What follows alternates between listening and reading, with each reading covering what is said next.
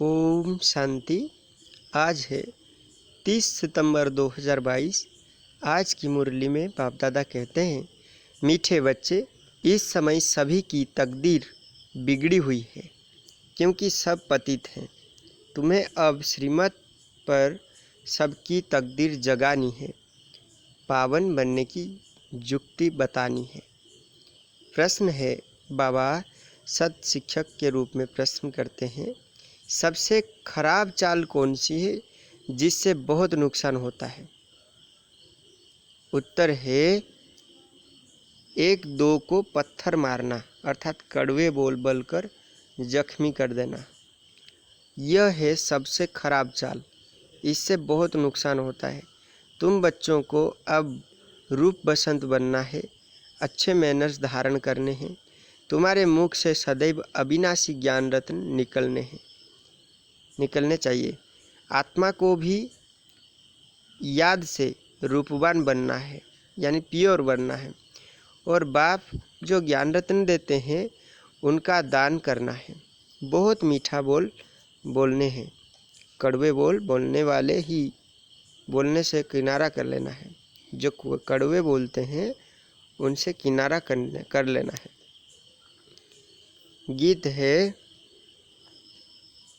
भोलेनाथ से निराला, भोलेनाथ से निराला। ओम शांति। बाप हमेशा भोले होते हैं, बाप हमेशा भोले होते हैं। एक होता है हद का बाप, दूसरा होता है बेहद का बाप। बाप तो होते ही हैं, एक लौकिक और दूसरा पारलौकिक। लौकिक बाप को तो सब जानते ही हैं। तुम ब्राह्मण लौकिक बाप और पारलौकिक बाप दोनों को ही जानते हो। लौकिक बाप माना जो शरीर के बाप होते हैं। लौकिक बाप भी भोले ही हैं। बच्चे पैदा कर, उनकी संभाल कर, मेहनत कर, फिर सब बच्चे को दे देते हैं। झूठ आदि बोल करके कमाते हैं कि पिछाड़ी में पुत्र पोत्र के लिए छोड़ जाए। बाप का बच्चों पर बहुत प्यार होता है। छोटेपन में ही बच्चा बाबा बाबा कहने लग पड़ता है। बाबुल अक्षर बहुत मीठा है। अब तुम बच्चों ने बेहद के बाप को भी जाना है। ओम शांति। बाबा कहते हैं कि बेहद के बाप ने तो कमाल की है, कितनी बेहद की नॉलेज सुनाते हैं। लौकिक बाप तो समझा ना सके, लौकिक बाप तो आत्मा परमात्मा का ज्ञान समझा ना सके, बल धन आदि देते हैं, परंतु बिगड़ी को तो वो बना ना सके। बिगड़ी को बनाने वाला भगवान भोलेनाथ ही है। वो कल्प कल्प सर्व की बिगड़ी को बनाने वाला है, सर्व को गति सदगति देने वाला है, मुक्ति जीवन मुक्ति प्रदान करने वाला है, वो सुख शांति प्रदान करने वाला है, आदि आदि। वो उनके सब गुणवाचक नाम होते हैं ना, मुक्तिदाता। लौकिक बाप टीचर गुरु हमको बेहद का मालिक नहीं बना सकते। बेहद बाप को जानना और रचना के आदि मध्य अंत को जानना, यह और कोई जानते ही नहीं। तुम्हारे में भी नंबरवार पुरुषार्थ अनुसार बच्चों की बुद्धि में है कि यह बेहद का चक्र कैसे फिरता है। बच्चे जानते हैं यह बना बनाया ड्रामा है, वही हमें पुरुषार्थ कराते हैं। हम पुरुषार्थ जरूर करेंगे। कल्प कल्प जैसे श्रीमत पर पुरुषार्थ किया था, वैसे हर एक कर रहे हैं अपनी बिगड़ी को बनाने, अपनी जो तकदीर बिगड़ी हुई है उसको बनाने के लिए। देखते हैं कि बहनें और भाई सब बिगड़ी को बनाने की पुरुषार्थ में लगे हुए हैं।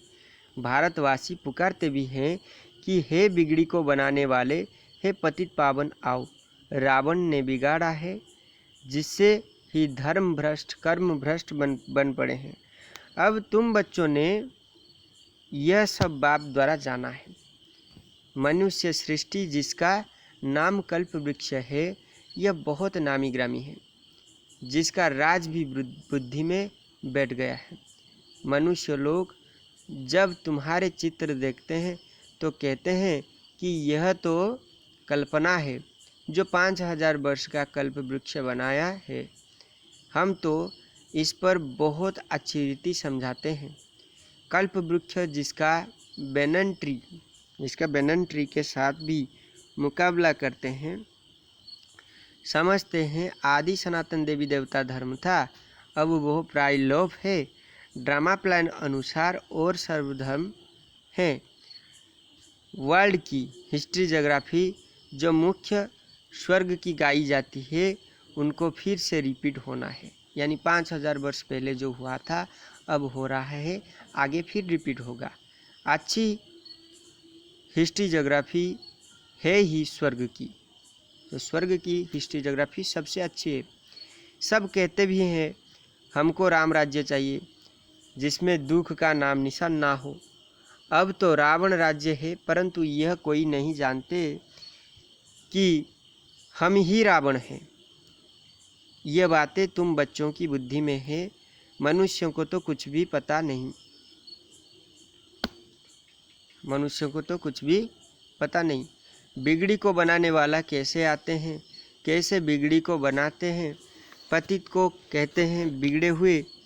हमारी बुद्धि अथवा तकदीर कैसे बिगड़ी हुई थी, ये कौन बताते हैं हमको? परमात्मा शिव बाबा हमको बताते हैं। यह अब तुम्हारी बुद्धि में है। उन्हों की रस्म रिवाज ही रावण की है, तुम्हारी रस्म रिवाज है राम की। राम कोई वो त्रेता वाला नहीं, उसने गीता नहीं सुनाई थी। आजकल विलायत में भी रामायण आदि सुनाते हैं। कोई तो गेरू कफनी पहन कुटियाओं में जाकर रहते हैं। अब तुम बच्चों को कोई कुटिया आदि में नहीं रहना है। कुटिया में कब पाठशाला होती है क्या? वहाँ तो फकीर लोग रहते हैं। तुम्हारी तो पढ़ाई है, परंतु यह है नई गवर्नमेंट, इसीलिए कोई समझ ना सके कि तुम कौन हो। एक मिनिस्टर को समझाओ तो दूसरा कहेंगे तुम बुद्धू हो। यह है बिल्कुल नई बातें, बाबा समझाते रहते हैं। करेक्शन भी करते जाओ। ब्रह्मा कुमार कुमारियों के आगे प्रजापिता ब्रह्मा जरूर लिखना चाहिए। प्रजापिता कहने से बाप सिद्ध हो जाता है। हम प्रश्न ही पूछते हैं कि प्रजापिता ब्रह्मा से क्या संबंध है, क्योंकि ब्रह्मा नाम तो बहुतों के हैं। कोई फीमेल के नाम भी ब्रह्मा है। प्रजापिता नाम तो किसका होता नहीं, इसीलिए प्रजापिता अक्षर बहुत ज़रूरी होता है। प्रजापिता आदि देव कहते हैं, परंतु आदि देव का अर्थ नहीं समझते। प्रजापिता तो जरूर यहाँ ही होगा ना। आदि देव फिर वो ब्रह्मा यानी सूक्ष्म हो जाता है। आदि अर्थात शुरुआत का। प्रजापिता ब्रह्मा को फिर बेटी है सरस्वती। तो दुनिया में लोग कहते हैं कि ब्रह्मा है सरस्वती का स्वामी, लेकिन शिव बाबा समझा रहे हैं ब्रह्मा कौन है? ब्रह्मा बाप है और सरस्वती बेटी है। सूक्ष्म वतन में तो बेटी हो ना सके, रचयिता तो यहाँ है ना।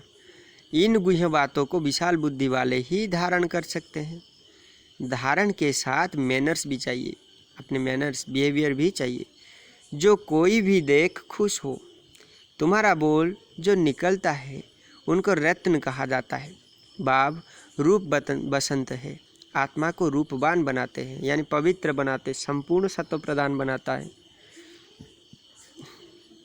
अब तो आत्मा काली कुरूप है, अब तो आत्मा काली कुरूप बन गया है, यानी विकार में गया है, संपूर्ण पाप युक्त बन गया है। तो अभी बाप आए हैं पाप मुक्त करने के लिए। उनको योग से रूपवान बनाना है, तो हमें क्या करना है? योग युक्त होकर आत्मा को रूपवान बनाना है। तुम बच्चे अभी रूप बसंत बनते हो, मुख से सदैव अविनाशी ज्ञान रत्न निकलते हैं। बच्चों के मैनर्स बहुत मीठे होने चाहिए। मुख से हमेशा रत्न ही निकलने चाहिए। कोई भी कु बात यानी खराब बिकारी बात, व्यर्थ बात बोलने नहीं चाहिए। बहुत हैं जो पत्थर ही मारते हैं। बाप ज्ञान रत्न देते हैं, तुम बच्चों का भी यही धंधा है। एक दो को पत्थर मारना यह बड़ी खराब चाल है। अपना नुकसान कर देते हैं। अपना क्या करते हैं? नुकसान कर देते हैं। बाप है ज्ञान का सागर, उसका रूप भी समझाया है कि कितना सूक्ष्म है। बाप परमात्मा सूक्ष्म है, ज्योतिबिंदु स्वरूप है। वो तो लिंग कह देते हैं। पहले तो बाप का परिचय देना है, भल वो ज्योतिर्लिंगम ही समझे। डीप बात बाद में समझानी होती है, फिर पूछना होता है आत्मा का रूप क्या है। यह तो सब कहते हैं भ्रुकुटी के बीच में चमकती है, तो जरूर छोटी ही होगी। बड़ा लिंग तो यहाँ बैठ भी ना सके, गोला निकल आए। पहले तो बाप और बच्चों के संबंध बुद्धि में बिठाना चाहिए। वो तो है बेहद का बाप। अब ब्रह्मा कहाँ से आता है? बाप आकर इनको एडॉप्ट करते हैं, अर्थात इनमें प्रवेश करते हैं। तुम्हारी एडॉप्शन अलग है, इनकी अलग है। बाप इसमें प्रवेश करते हैं। बाप कहते हैं यह मेरी स्त्री है, मैंने एडॉप्ट किया है। मैं इनमें प्रवेश हो कहता हूँ, तुम हमारी मुख वंशावली हो, मैंने तुमको ब्रह्मा मुख से रचा है। गीता में भी कहा जाता है। बार बार बाबा ने बोल रहे हैं कि ब्रह्मा के शरीर में परमात्मा अवतरित होते हैं। मैंने तुमको ब्रह्मा मुख से रचा है। मुझे तो अपना मुख है नहीं, शिव कैसे कहेंगे मेरी मुख वंशावली। कितना अच्छा रीति समझाया जाता है। बाप कहते हैं तुम सब आत्माएं मेरे बच्चे हो, भाई बहन हो। बुद्धि में यह आना चाहिए। बाप स्वर्ग रचने वाला है, तो तुमको स्वर्ग की राजाई क्यों नहीं मिलनी चाहिए? स्वर्ग में तो सब नहीं जा सकते। बाप कहते हैं सर्व की सद्गति करता हूँ। तुम मुक्ति में जाकर फिर पाठ बजाने आते हो नंबरवार। मुक्ति सबको मिलती है, माया के दुख से सब छूट सकते हैं। फिर नंबरवार आना होगा पाठ बजाने। जीवन मुक्ति में पहले पहले तुम जाते हो ना। जीवन मुक्ति माने सतयुग को जीवन मुक्ति बोला जाता है, क्योंकि तुम राजयोग सीखते हो ना। जिन्होंने कल्प पहले आकर सीखा है वही आकर सीखेंगे ड्रामा अनुसार। ड्रामा सामने खड़ा है ना। अभी तो अनेक धर्म है। सतयुग में एक धर्म था, सूर्यवंशी चंद्रवंशी धर्म किसने स्थापना किया यह कोई नहीं जानते। तुम जानते हो परमपिता परमात्मा ही ब्राह्मण देवता क्षत्रिय धर्म स्थापन करते हैं। बिगड़ी को सुधारने वाला बराबर एक बाप ही है। सतयुग में तो बुलाएंगे नहीं कि बिगड़ी को बनाने वाले आओ। यहाँ तकदीर बिगड़ी हुई है, राहु की दशा बैठी हुई है। ऊंच ते ऊंच बृहस्पति की दशा थी, अब आकर राहु की दशा बैठी है। सारे विश्व पर राहु का ग्रहण लगा हुआ है, सारी दुनिया काली बन गई है। गोल्डन एजेड वर्ल्ड को ग्रहण लगते लगते कला कम होते होते आखिर आयरन एजेड वर्ल्ड बन जाता है। अब बाप कहते हैं कि दे दान तो छूटे ग्रहण, योग बल से माया रावण को जीतना है। विकारों का दान दिया जाता है तो ग्रहण छूट जाता है। हम सर्वगुण संपन्न सर्वशक्ति संपन्न मर्यादा पुरुषोत्तम बन जाते हैं। बेहद की बात हुई ना। अभी आत्मा में कोई कला नहीं रही है, इसीलिए शरीर भी ऐसे तम प्रधान मिलते हैं जो रोगाग्रस्त हो जाता है। जैसे सोने में कैरेट होती है ना, 14 कैरेट 18 कैरेट। अभी तो मनुष्य में कोई कैरेट नहीं रही है, कुछ भी अकल नहीं है। बाप कहते हैं मैंने तुमको कितना समझदार बनाया था, मैंने तुमको कितना समझदार बनाया था। तुमको स्वर्ग में भेजा था, फिर तुम 84 जन्म लेते लेते क्या बन पड़े हो। अनेक बार यह चक्र लगाया है। कल्प कल्प राज्य लेते हो फिर गवाते हो। पुनर्जन्म लेने से वृद्धि तो सबकी होती रहती है। बच्चों को बुद्धि में बहुत नशा चढ़ना चाहिए। अब राजधानी स्थापन हो रही है, फूलों का बगीचा स्थापन होता है, संगम पर। संगम को तुम ब्राह्मण ही जानते हो। पुरुषोत्तम संगम युग कहा जाता है ना, जो कलयुग की अंतिम और सतयुग की शुरुआत की जो बीच का 100 वर्ष की समय होता है उसको पुरुषोत्तम संगम युग कहा जाता है। 1936 से कितना 2036। संगम को तुम ब्राह्मण ही जानते हो। यहाँ तुम बच्चों को रत्न मिलते हैं, फिर बाहर जाने से पत्थर मारने लग पड़ते हैं। माया पत्थर में लगने वाले एक दो को जो अश्लील भाषा में अश्लील बातार में बात करते रहते हैं, फिर बाहर जाने से पत्थर मारने लग पड़ते हैं। माया जख्मी कर देती है, उनको कहेंगे पापात्मा। बाप कहते हैं अविनाशी ज्ञान रत्नों का दान करो। एक दो को तुम पत्थर मारते मारते एकदम पत्थर बुद्धि बन पड़े हो। अब तुम्हारी बुद्धि लोहा से सोना जैसी बन रही है, फिर तुम पत्थर क्यों मारते हो? अगर कोई उल्टी बातें सुनाए तो समझो यह तुम्हारा दुश्मन है। ऐसे का संग कभी नहीं करना, ना सुनना। निंदा आदि एक दो की तो बहुत सुनाएंगे। कोई में निंदा करने की आदत होती है तो वो कब अच्छी बात नहीं सुनाएंगे जिससे कल्याण हो। बाबा हमेशा समझाते हैं कि ज्ञान रत्न दान करते रहो। बाबा जो सुनाते हैं वो औरों को सुनाओ। सर्विस का उजरा तो बच्चों को मिलना ही है। आपे ही अपना कल्याण करना है, किसी की ग्लानि नहीं करनी है। तुम बच्चों पर बड़ी रिस्पॉन्सिबिलिटी है। बाप कांटों से फूल बनाने आए हैं तो बच्चों का भी यही धंधा है। बाप यह धंधा सिखलाते हैं तो यह मनुष्य को देवता, कांटों को फूल बनाने की फैक्ट्री हुई ना। तुम्हारा ज्ञान मेटेरियल है, भौतिकवादी है, भौतिकता की ज्ञान है, जिसमें तुम मनुष्य से देवता बनते हो। तो वो हुनर सीखना चाहिए। बिगड़ी को बनाते रहो, पत्थर बुद्धि को पारस बुद्धि बनाओ। यह तुम्हारी गोल्डन मिशनरी है। जैसे क्रिश्चियन की मिशनरी है, वो औरों को क्रिश्चियन बनाते हैं। तुम्हारी ईश्वरीय मिशनरी है पतितों को पावन बनाने की। पतित पावन गाते हैं तो जरूर आया होगा, मिशनरी जारी की होगी, तब तो पतित से पावन बने। रावण की मिशनरी है पावन को पतित बनाना, राम की मिशनरी है पतितों को पावन बनाना। मुख्य है ही योग। बाप दादा जिससे स्वर्ग की बादशाही का वर्षा मिलता है, उनको याद भला क्यों नहीं करेंगे? सारा कल्प तो देहदारी को याद किया जाता है।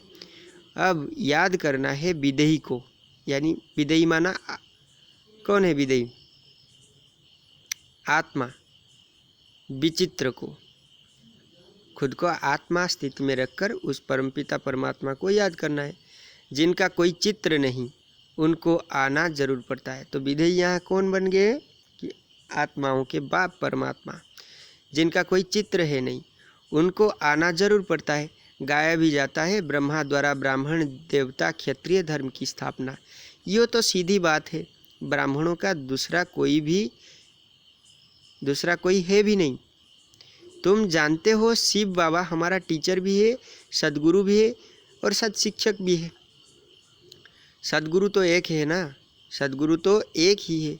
ब्रह्मा का भी वह गुरु हो गया, विष्णु का गुरु नहीं कहेंगे। ब्रह्मा का गुरु बन उनको विष्णु देवता बनाया है। शंकर का भी गुरु कैसे हो सकता है? शंकर तो पतित बनता ही नहीं, शंकर तो पतित बनता ही नहीं। उनको गुरु की क्या दरकार है? ब्रह्मा तो 84 जन्म लेते हैं, विष्णु व शंकर के 84 जन्म नहीं कहेंगे। कितनी अच्छी धारण करने और कराने की बातें हैं। जो धारण करते हैं कराते हैं वही उच्च पद पाते हैं। धारणा नहीं करेंगे तो पद भी कम हो जाएगा। अच्छा, मीठे मीठे सिकिलद्दे बच्चों प्रति माता पिता बाप दादा का याद प्यार और गुड मॉर्निंग। रूहानी बाप की रूहानी बच्चों को नमस्ते। फिर हम रूहानी बच्चों की, रूहानी बाप दादा को भी पद्मा पदम गुना याद प्यार, गुड मॉर्निंग और नमस्ते नमस्ते नमस्ते। ओम शांति। धारणा के लिए मुख्य सार। पहला पॉइंट है, निंदा करने वाले का संग कभी भी नहीं करना है। ना ग्लानि करनी है ना सुननी है, ना ग्लानि करनी है ना ग्लानि सुननी है। बुद्धि को पारस बनाने के लिए मुख से ज्ञान रत्नों का दान करना है। दूसरी पॉइंट, ज्ञान मटेरियल से मनुष्यों को देवता, कांटों को फूल बनाने की सेवा करनी है। अपनी और सर्व की कल्याण करने का ही धंधा करना है। वरदान है, प्रत्यक्षता और प्रतिज्ञा के बैलेंस द्वारा सर्व को बाप की ब्लेसिंग प्राप्त कराने वाले विजयी रत्न भवो। प्रत्यक्षता और प्रतिज्ञा के बैलेंस द्वारा सर्व को बाप की ब्लेसिंग प्राप्त कराने वाले विजयी रत्न भवो। विस्तार है, प्रत्यक्षता का नगाड़ा बजाने के लिए दृढ़ता संपन्न प्रतिज्ञा करो। प्रतिज्ञा करना माना जान की बाजी लगा देना। जान चली जाए लेकिन प्रतिज्ञा नहीं जा सकती। दृढ़ प्रतिज्ञा वाले कैसे भी परिस्थिति में हार नहीं खा सकते। वो गले का हार अर्थात विजयी रत्न बन जाते हैं। तो जब ऐसी दृढ़ प्रतिज्ञा करो तब प्रत्यक्षता होगी। तो जब ऐसी दृढ़ प्रतिज्ञा करो तब प्रत्यक्षता हो। प्रत्यक्षता और प्रतिज्ञा, इन दोनों का बैलेंस ही सर्व आत्माओं को बाप दादा द्वारा ब्लेसिंग प्राप्त होने का आधार है। स्लोगन है, लवलीन स्थिति का अनुभव करो तो स्मृति विस्मृति के युद्ध में समय नहीं जाएगा। ओम शांति।